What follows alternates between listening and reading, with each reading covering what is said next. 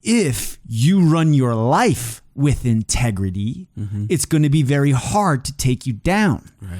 When we do bad things, when things...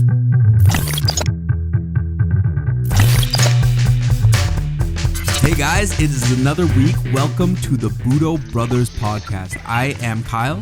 And I am Eric. And today, what are we talking about, Kyle? We are talking about compromise, being compromised. And what that means within the martial arts world and maybe even within your life.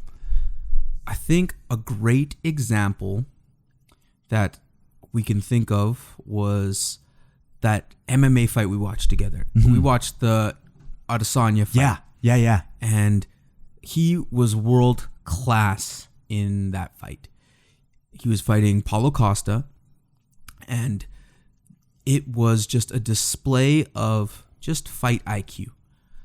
Paulo Costa is a heavy hitter and he is a slugger. And Adesanya compromised The leg. Costa by just smacking vicious leg kicks, chopping away at it, and compromising him, rendering him useless. Totally.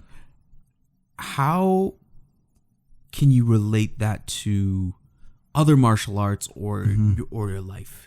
I find, I was listening to, I can't remember who it was, but I was watching a video on YouTube or something, and it was an instructor talking about how you want to compromise your opponent before taking them down, or a little distraction shot which compromises his balance, or when you're compromised, you're easily taken down. Yeah.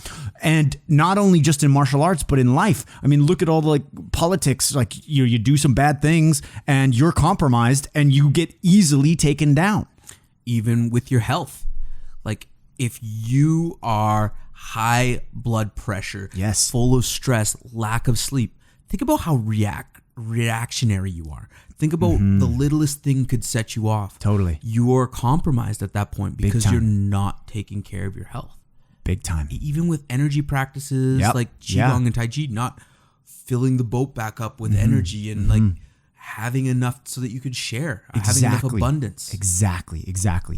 And one of the things that you hear some instructors talk about is things like structural integrity. Do you have a strong structure? Like, are you centered? Are you tough to knock over? Like, are you structurally sound?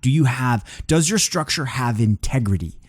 And even just thinking about that, that totally makes sense. If you have structural integrity, it's going to be very tough to take you down. If you run your life with integrity, it's going to be very hard to take you down. Right.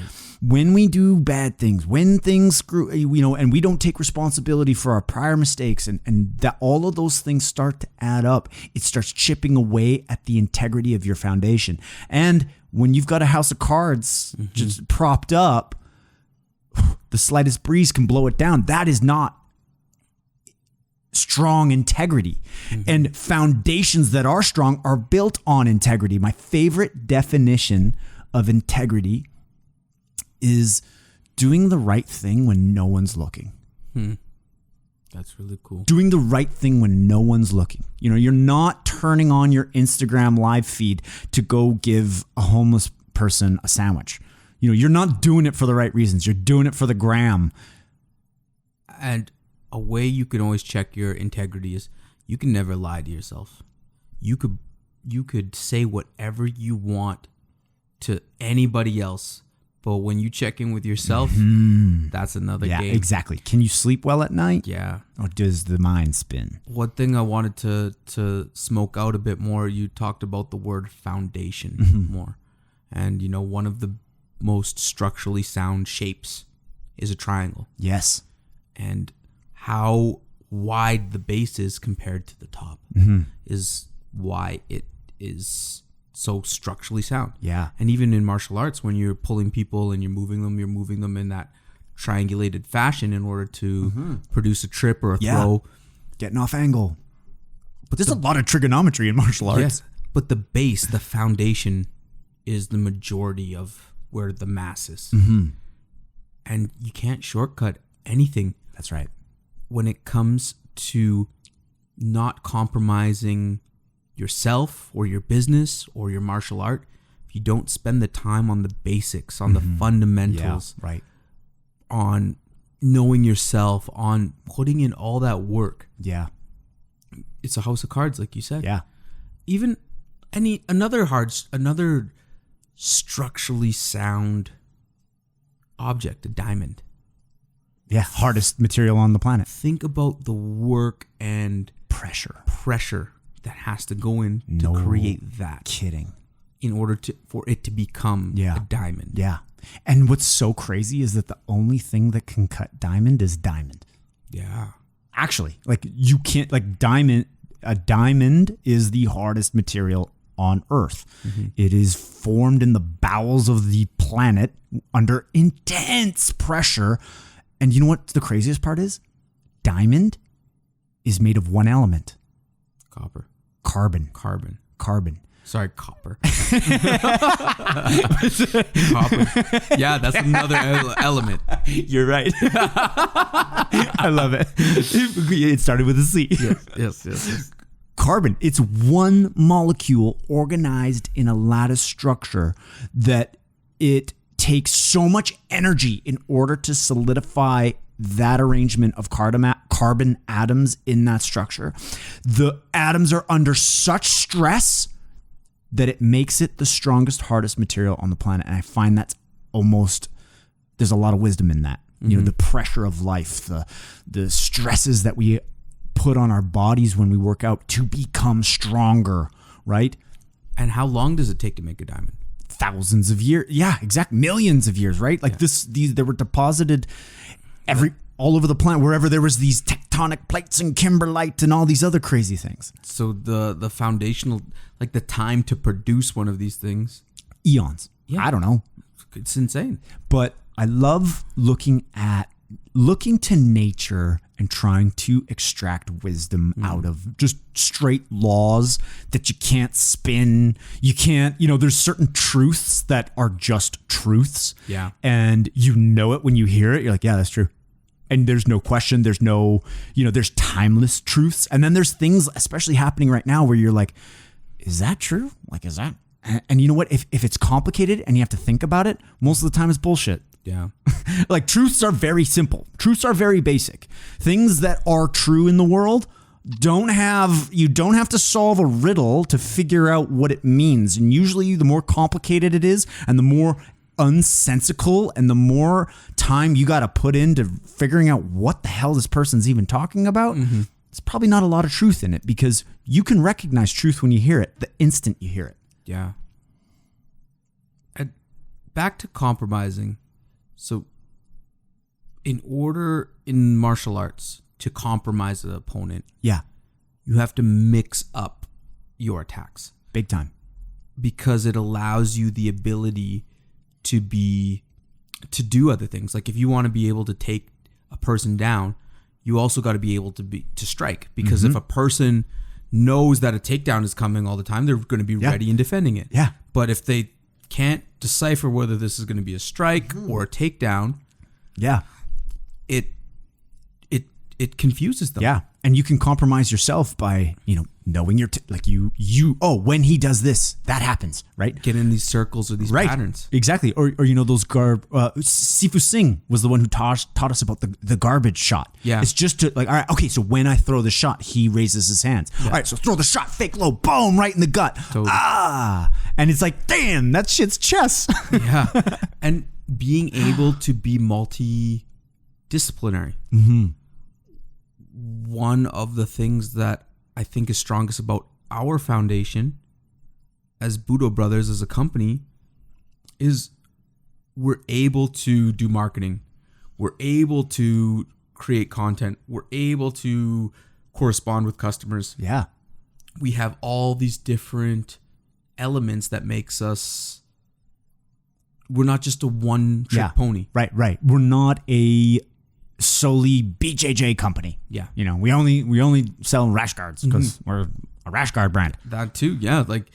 And we do digital stuff. Yeah. And physical stuff. Exactly. I don't think there's too many at least in my knowledge, companies that do that.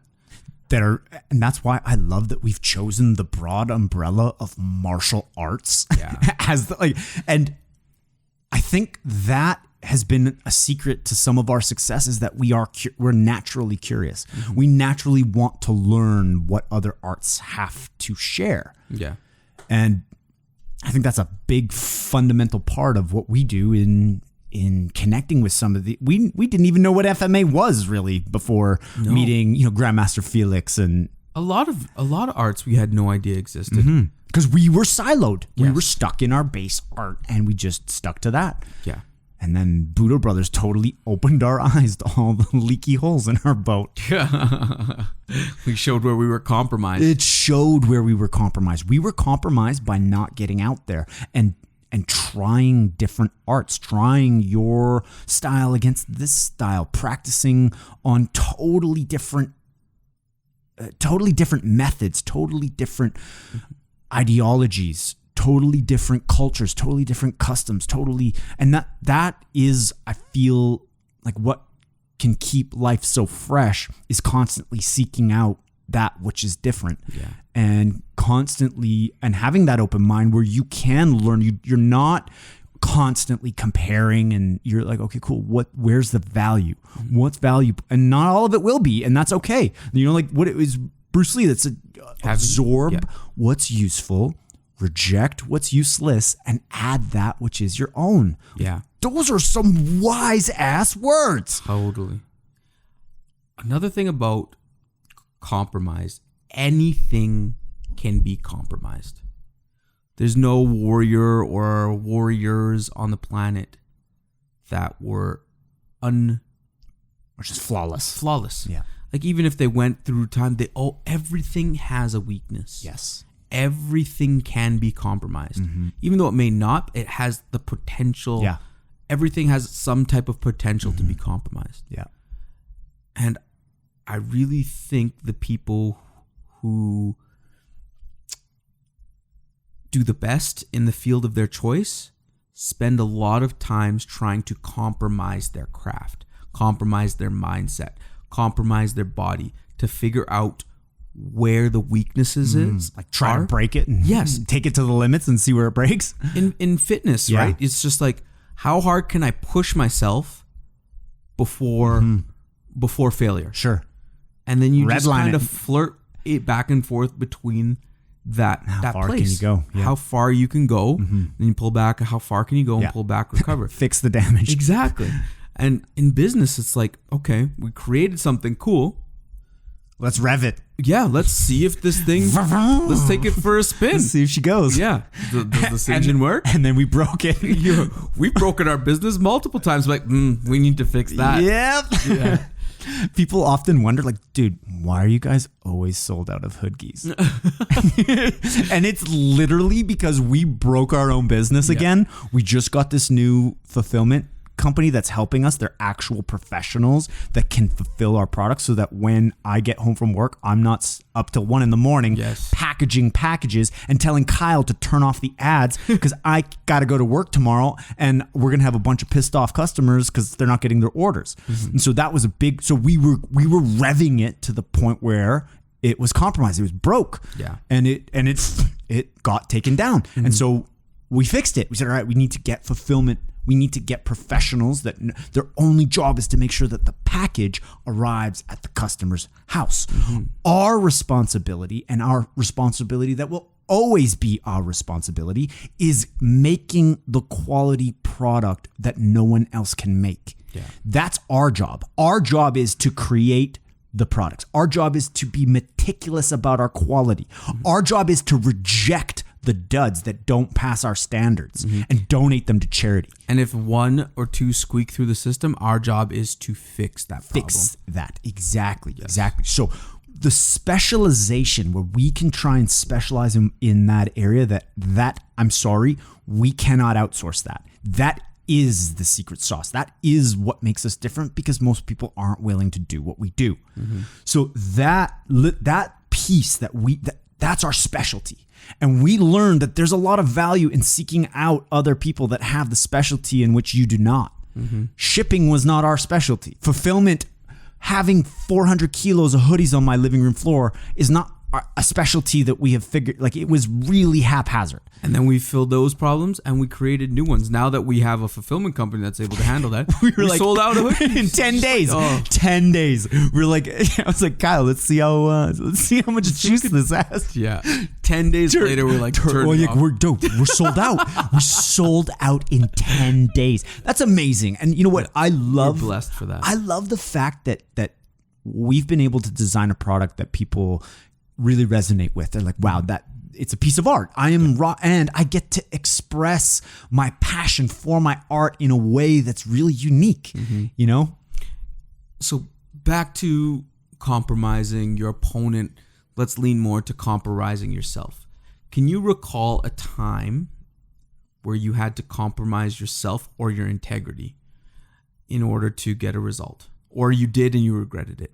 I mean, we've all done things we're not proud of, and what I have found in my history, in my past, where I become compromised is the areas in which I have not taken responsibility for, and I've not hashed it out, you know, with myself, you know, and learned where I've done wrong, where I really messed up, learning from that experience and having that teach me everything that I am supposed to learn from that experience and growing from it. The areas that I've been compromised is the areas that I did not do that. And since I didn't do it, since I didn't handle it, since I didn't confront it, and since I didn't actually bury it and say, all right, you know what, I made the wrong decision, but wow, what a lesson and a gift. Now it's an asset. Yeah. It's the ones that I've either resented or held on to or had bitterness or unforgiveness, holding a grudge, you know, all these things that you're not letting go of. Like, that's where I can feel myself being compromised, where it's like, I look for those because I want to patch that up, because we're talking about the integrity of a structure. Yeah. You know, the structure of my life, I want it to be made of integrity. I want to make the right decisions so that when I go to bed at night, I know that I've done everything in my power to be the best version of who I can be. And when I screw up, I use it as an opportunity to learn and grow. That's nice. What about you, man? I'd have to say lying. And it sucks. When you're younger, you have to learn, right? You have to test the boundaries, and you lie about something, and then you're like, Mom and Dad did not like that. Because sometimes you're in some deep doo-doo. Sometimes lying is the easy way out, right? But I got into a habit in my late teens, early 20s, telling white lies. Or just lying to people. Oh, yeah, you know what? Like, let's go for drinks or something like that. But yeah, man, for sure, I'm going to be there. And then all of a sudden, you're like, you didn't show up. You're lying. Like, and you knew. Sure. You knew, but you're just trying to please people. Right. I learned that compromised myself.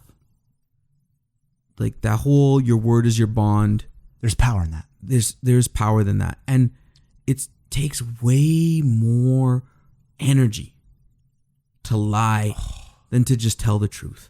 So true. And it causes way more angst and upset. Yes. If you get caught in a lie versus a person just hearing the truth for the first time. And I've really worked on that.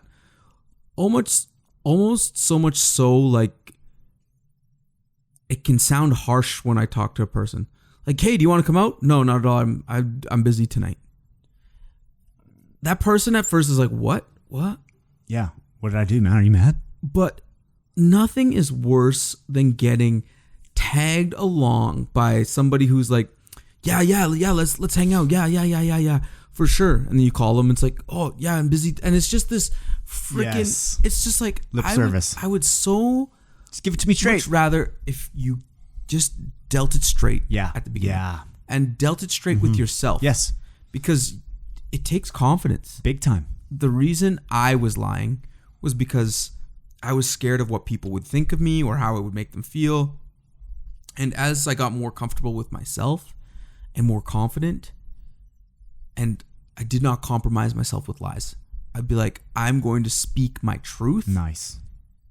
And if a person can't handle that, we're not in the same resonance. We're not in the same frequency. Nice. Not everybody is made to hang out. Not everybody of is course. made to Yeah. get along. You're, Like it's just It what is. it is. But why not get to that point quicker and in a respectful manner?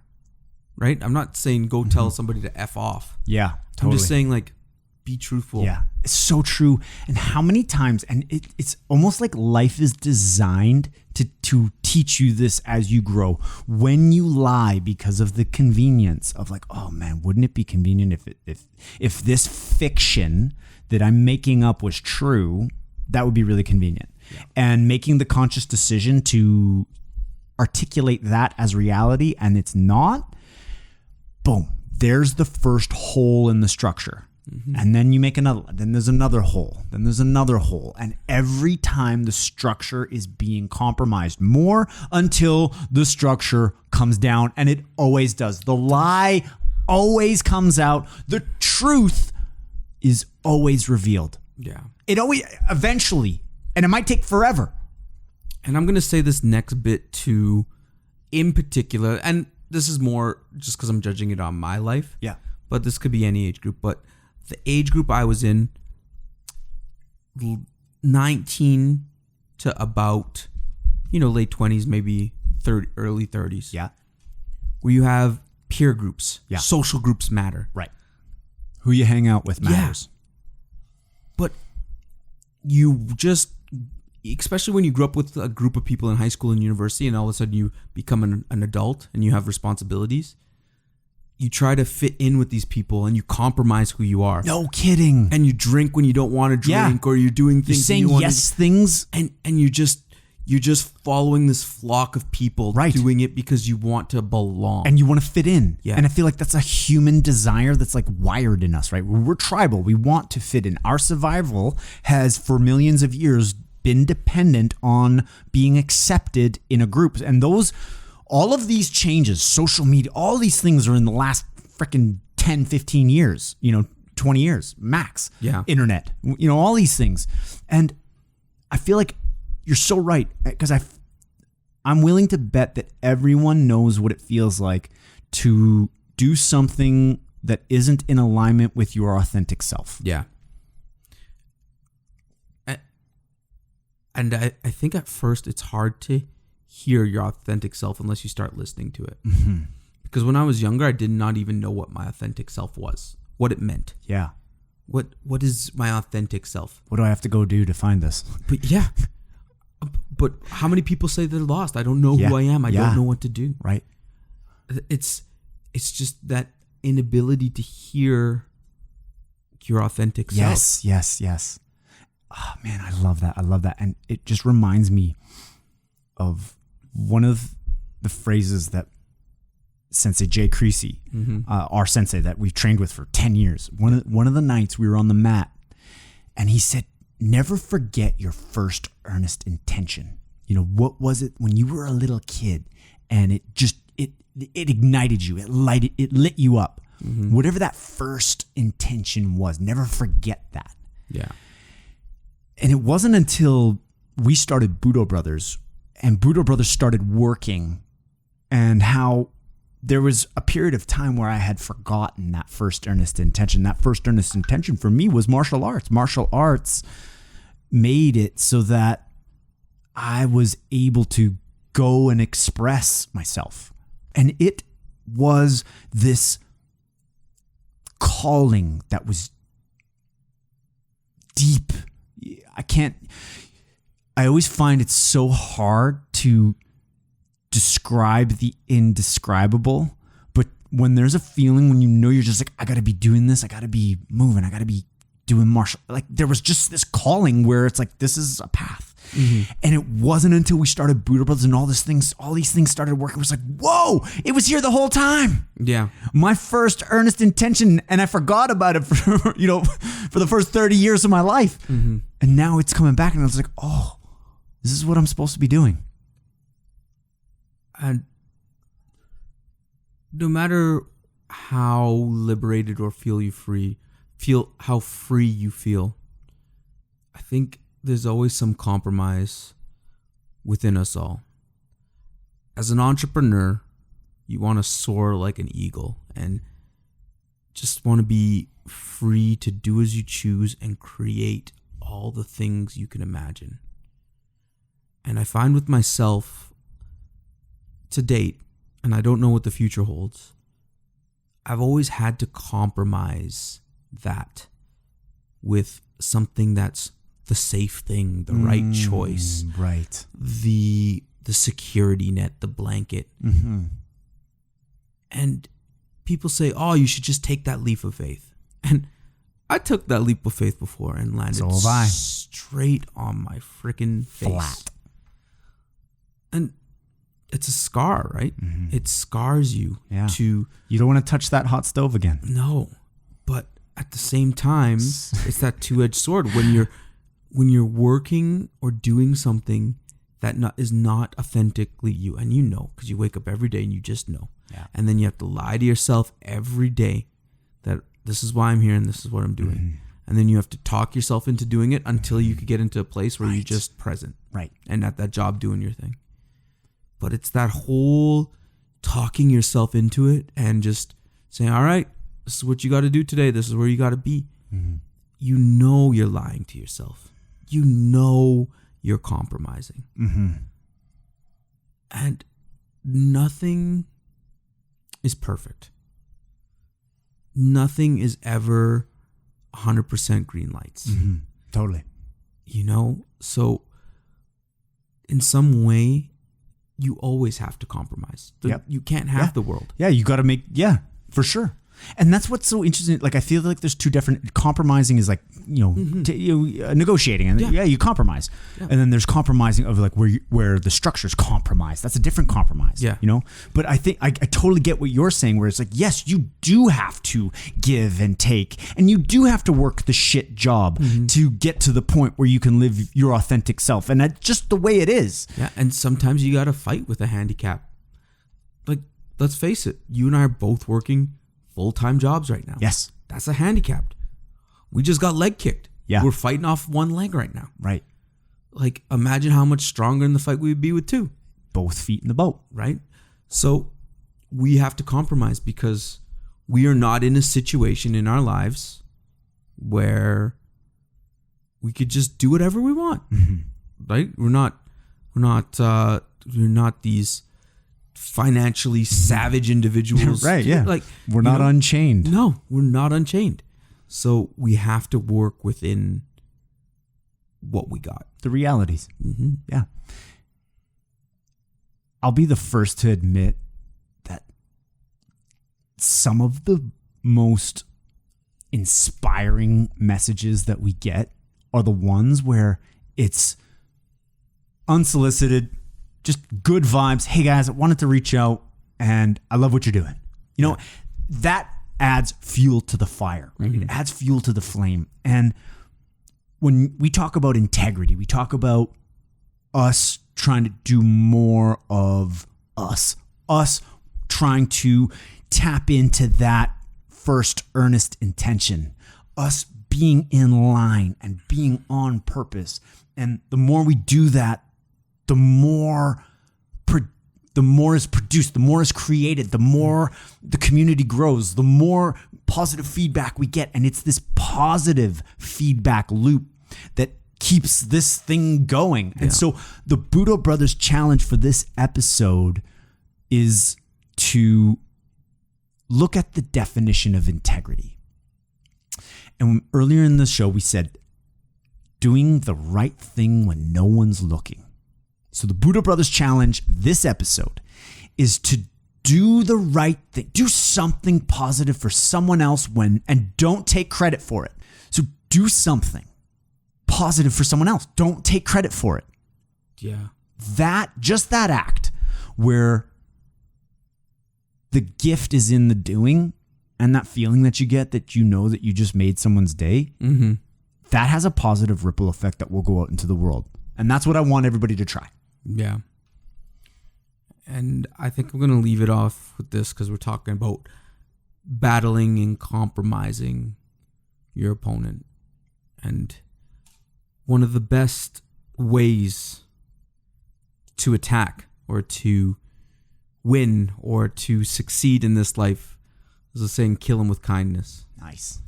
And I know you are 100% believer in kindness cures, kindness solves problems, kindness can conquer. Mm-hmm. Kindness is an unlock. It's a secret to big time to something. And there's a book. It was about 5 love languages, but yeah. I think kindness is a better way to frame it. And when it comes to kindness, in the book, it was shared in 5 major areas. And it was really cool how kindness was broken down. And the first area to show kindness is through service, through helping someone, through going out there and doing something for them. Mm-hmm. The second is through positive affirmation, through kind words, through building somebody up, through a nice social media comment. The one after that is positive, like touching interactions, like giving somebody a hug or a high five, or just, just showing, building somebody up. Yeah. And after that, we had touch, we had positive words, we had service, is giving a gift. You can give somebody the smallest thing, like the shirt off your back, like a handwritten note, in order to create kindness. Yep. And that is such a life hack. Killing them with kindness, being positive, and not blindly like, hey, everything's great. It's okay to be in the dumps. It's okay. Life is going to kick you. There is ups, there is downs, and just being real with where you're at, but also knowing that everything you can turn into an asset and grow. Good times you can be thankful for, bad times you can be thankful for, because it helps you grow, learn, and get in touch with who you are. So there is no right, there is no wrong. There's only moving forward, only growing. And that's why I love talking about these subjects, because I get fired up to go do some good in the world. And moving forward, make sure you subscribe to the podcast. Yes. And also find us on any of the internet things. And join the vault. Join the Budo Brothers Vault. If you're not on it, subscribe to the mailing list. Yes. Like, you got to join the vault. And if you're not on our mailing list, you've probably already missed out on some sick promo codes. Budo Brothers mailing list. If you didn't make it there, you missed it. You missed it. I love it. All right. Well, we're signing off for another great week. Enjoy your weekend, everyone. And we will catch you on the next episode.